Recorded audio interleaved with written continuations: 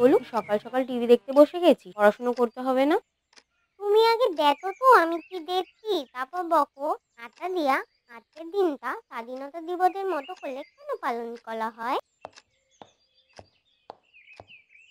আজকের দিনে আমাদের দেশের সংবিধান স্থাপন হয়। আজকের দিনটাকে প্রজাতন্ত্র দিবস বা রিপাবলিক ডে বলা হয়। স্বাধীনতা দিবসের মতো করে পালনও করা হয়। আচ্ছা, সংবিধান কি? সংবিধান হলো আমাদের দেশের সাধারণ মানুষ সরকারের একটি মৌলিক নীতি, যা 1949 সালে প্রতিষ্ঠিত। যাতে লেখা আছে আমরা কি করতে পারবো, কি করতে পারবো না, এই দেশে আমাদের কি অধিকার আছে, এই রকম আরো নানান বিষয়। আর আরেকটা কথা কি জানিস, আমাদের দেশের সংবিধান হলো সব থেকে বড় সংবিধান। ও, কিন্তু দিয়া, এই দিনটাতেই কেন প্রজাতন্ত্র দিন পালন হয়, অন্য দিন কেন না? প্রশ্ন আর শেষ হয় না। 1929 সালে জওহরলাল নেহেরু এবং নেতাজি সুভাষচন্দ্র বসু পূর্ণ স্বরাজের দাবি করেন। সেই সালেরই 31শে ডিসেম্বর লাভি নদীর তীরে ভারতের পতাকা উত্তোলন করে 26শে জানুয়ারি দিনটিকে পূর্ণ স্বরাজের দিন হিসেবে ঘোষণা করে। কিন্তু 26শে জানুয়ারি আমরা পূর্ণ স্বরাজ পাইনি।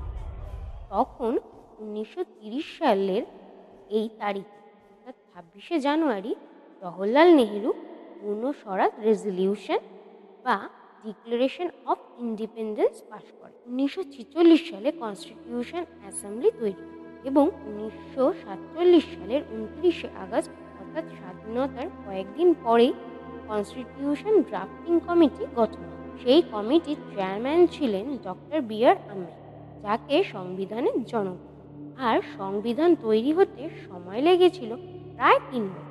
অন্যরকম একটি বিষয় হলো, সংবিধান ছাপানো হয়নি, বরং জওহরলাল নেহেরু এটি পাঠান প্রেম বিহারী নারায়ণ রায়জাদার কাছে। তিনি ছিলেন একজন ক্যালিগ্রাফার, আর এটি লিখতে ওনার সময় লেগেছিল প্রায় 6 মাস। সেই সময় ঠিক করা হয় যে সংবিধান স্থাপনের আলাদা একটি দিন ঠিক করা হবে, যেই দিনটাকে স্বাধীনতা দিবসের দিনের মতো করে পালন করা যায়।